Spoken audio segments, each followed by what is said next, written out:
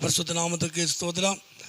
இன்றைய தினத்துக்கான தேவனுடைய வார்த்தையானது யாத்திராகமம் 2ஆம் அதிகாரத்திலே அந்த 22வது வசனத்தை 25ஆம் வசனத்தை வாசிக்கும் பொழுது, தேவன் இஸ்ரவேல் புத்திரரை கண்ணோக்கினார், தேவன் அவர்களை நினைத்தருளினார் சொல்லி இதில் வாசிக்கிறோம். இஸ்ரவேல் புத்திரரை தேவன் கண்ணோக்கினார். அப்போது இஸ்ரவேல் புத்திரரை தேவன் பார்த்தார் என்று நம்ம பார்க்குறோம். இஸ்ரவேல் ஜனங்களை கர்த்தர் பார்த்தார். அப்போது அவங்களுடைய நிலைமையை கர்த்தர் பார்த்தார், அவங்களுடைய அடிமைத்தனத்தை கர்த்தர் பார்த்தார். அந்த 1ஆம் அதிகாரத்திலே நாம் 12ஆம் வசனத்தில் வாசிக்கிறோம், 13, 14 வாசிக்கிறோம்.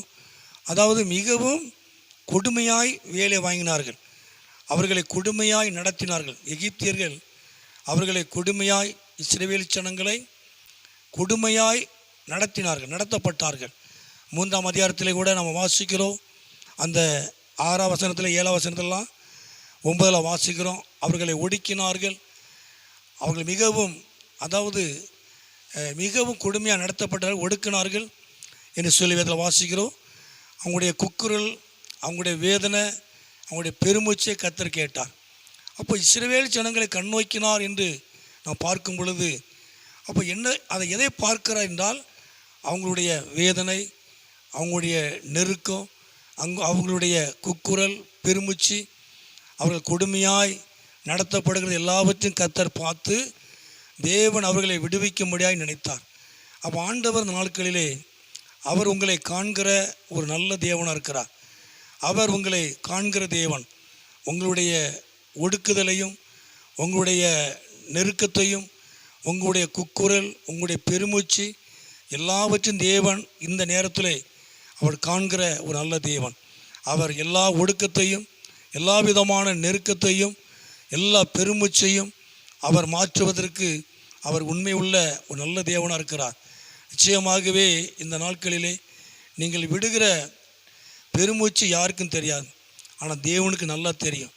எந்த நோக்கத்திலே எதற்காக நீங்கள் பெருமூச்சு விடுறீங்கிறதை கர்த்தர் ஒருவர் தான் அறிவார். உண்மையாகவே நாட்களிலே உங்களுடைய பெருமூச்சையும் உங்களுடைய வேதனைகளையும் அவர் பார்த்து அவர் உங்களை விடுவிக்க, அவருடைய ஆசீர்வாதத்தை, அவருடைய வாக்கு தத்தத்தை உங்கள் வாழ்க்கையிலே நிறைவேற்ற அவர் உண்மை உள்ள ஒரு நல்ல தேவனாக இருக்கிறார்.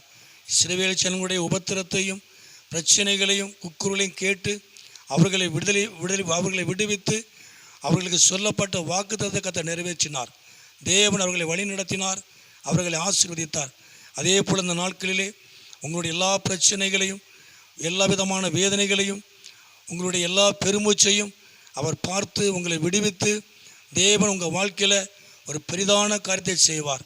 இஸ்ரவேல் ஜனங்களை நடத்தின தேவன் உங்களையும் நடத்துவார். எல்லாவற்றிலும் இருந்து அவர் உங்களை விடுவித்து உங்களை நடத்தி தேவன் உங்களுடைய வாழ்க்கையிலே நல்ல ஒரு ஆசீர்வாதத்தை, வாக்கு தத்தத்தை உங்கள் வாழ்க்கையில் நிறைவேற்றுவார். அவர் நாமத்தை மகிமைப்படுத்துவார். ஜெபம் பண்ணுவோமா?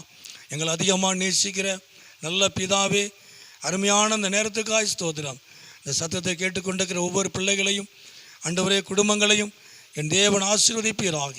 எல்லா விதமான நெருக்கத்தையும், ஒடுக்குதலையும், பிரச்சனைகளையும், வேதனைகளையும், ஆண்டவரே பெருமூச்சையும் நீர் பார்க்கிற தேவன், எல்லா கஷ்டங்களையும் பார்க்கிற தேவன். ஆண்டவர் தாமே நீர் அவர்களை விடுவித்து, நீர் அவர்களை நடத்தி, ஆண்டவரே உம்முடைய வாக்கு தத்தங்களை ஆண்டவர் தாமே நிறைவேற்றும்படி நாங்கள் ஜெபிக்கிறோம்.